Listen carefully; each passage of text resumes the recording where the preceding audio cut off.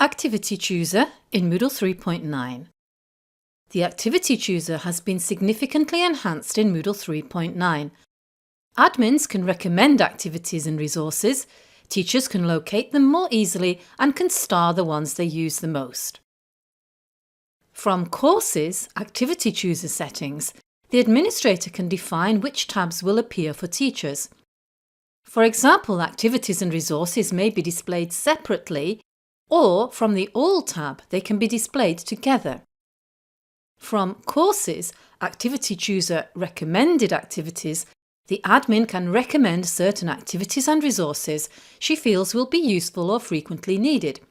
So our admin is going to recommend 3 here. Logged in as a teacher, with the editing turned on, and note the prominent Turn Editing On button, we see all activities and resources are displayed in the tab All, and then separately in the Activities and Resources tabs. Admin recommended items are in their own tab, and if our teacher stars a favourite item, a starred tab will then display, giving quick access to these popular items. To summarise, activities and resources can be recommended by the administrator, starred by teachers, and easily accessed in a user-friendly order.